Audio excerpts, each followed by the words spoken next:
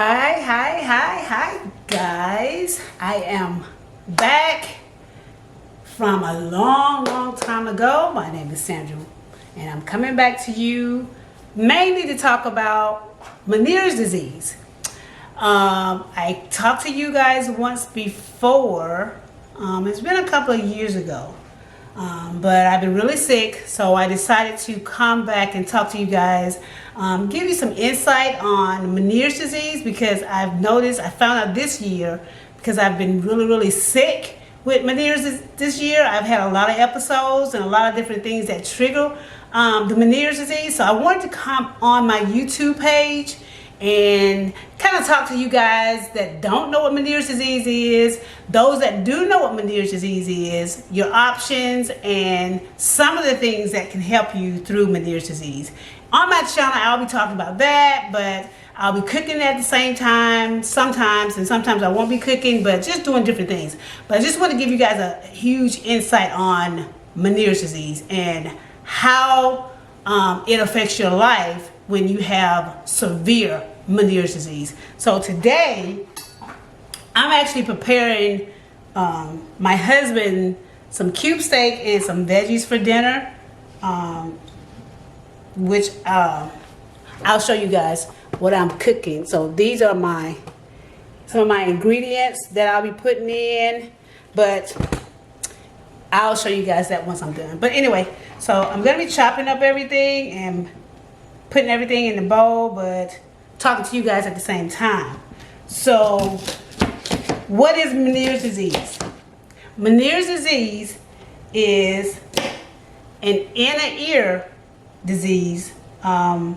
Normally, people that have Meniere's disease, you either have hearing loss, you have migraines, vertigo, you have a tinnitus and all of that in your ear. And normally it only affects one ear. But for me, I just found out because I just had a CAT scan done, and I found out that they saw that my right ear is now being affected by the Meniere's. So a lot of people don't understand how Meniere's work. So for me, I'm just going to talk about how it works for me. So for me, I have pretty much lost all of my hearing in my left ear because of the Meniere's. My ear rings pretty much all the time, all day. It rings, it buzzes, it just goes from different ranges. Sometimes it's loud, sometimes it's low. And one of the most important things you want to know about Meniere, if you have Meniere's disease, is your emotions, what you eat, and your sleep pattern. A lot of that affects your Meniere's. Most of the time, if you're not getting enough of water, if you're eating too much salt, if you're eating too much processed foods, foods that have MSG, then that's going to cause your Meniere's to be a lot worse.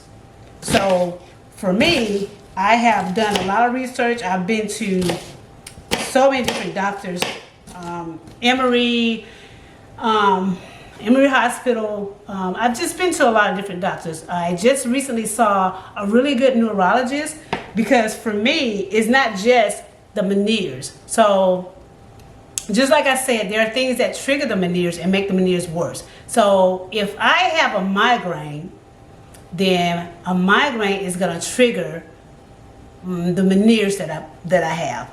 And how that works is, for me, a migraine with Meniere's causes me to lose mobility, not to be able to walk.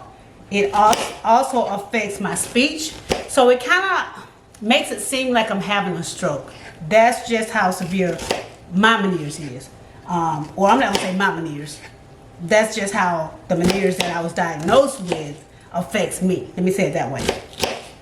Because I don't want to keep claiming it, even though I have it. I just don't want to keep claiming it. But anyway, so see, these are some chopped onions I'm going to put in with my cube steak and asparagus.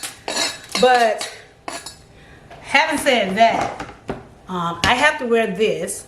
And most people think I wear this because I'm a diabetic, which I'm not a diabetic.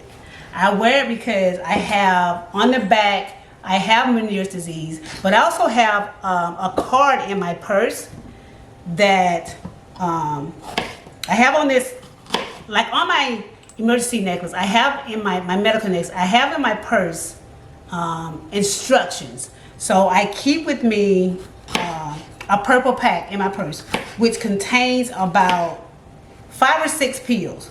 Whenever I'm having a severe episode, I have to be given all 6 of those pills. So what I normally take is, I'm on a diuretic, I am on diazepam, I am on meglazine, I take pills for migraines, I take pills for nausea, and now I'm actually giving myself, or my husband's giving me, injections once a month for the migraines.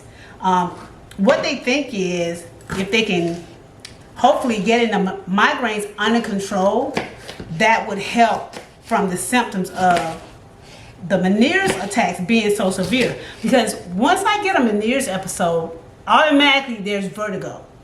Vertigo for me is, a lot of times you get the spinning and then you get the side to side. For me, it's both. I get both of those. And again, those that are familiar with Meniere's, or if you're familiar with vertigo, you know what that feels like. So it's a spinning sensation. You can't balance yourself. You can't walk. You can't hold on to anything. And a lot of times it makes you really, really nauseous. So for me, I have to make sure I have all of those pills in that pack to take at one time if I'm having an episode. Now, what happens is, if that pack does not work within an hour or so, and the Meniere's attack is so severe to where I lose consciousness, because I do pass out. I have passed out many, many, many times. So if I pass out with a Meniere's episode, then that means I need to go to the hospital. So this year alone has been a really, really tough year for me. Even though last year was coronavirus, we're still in coronavirus, but this year for me, the first 6 months, I've been in and out of the hospital with Meniere's attack 6 or 7 times. I'm not sure, I've lost count. But anyway, so the key, one of the main things that I want people to understand about Meniere's is not, because I don't look like I'm sick, or I don't look like anything's wrong with me, that doesn't mean that there's nothing wrong with me. Meniere's is horrible. I can't work, it's debilitating. You don't know sometimes when an attack's gonna happen. I'm limited to driving. I'm limited to a lot of things. And let's not talk about the diet. You can't, when I say the diet is strict, so imagine I'm on a strict diet for Meniere's, I'm on a strict diet for vertigo, and I'm on a strict diet for migraines. So that limits me to very little food. Can't have any nuts, as I've spoken before, no salt. Salt is really one of the worst things you can eat if you have migraines and Meniere's. Salt is just bad. You don't want to get dehydrated. You want to make sure you're drinking plenty of water. These are my peppers that I'm cutting up for this cube steak that I'm going to put in here. When I put all this in here, I'm going to mix some brown gravy and pour that on top of it, and then I'm going to cook that in the oven. But anyway,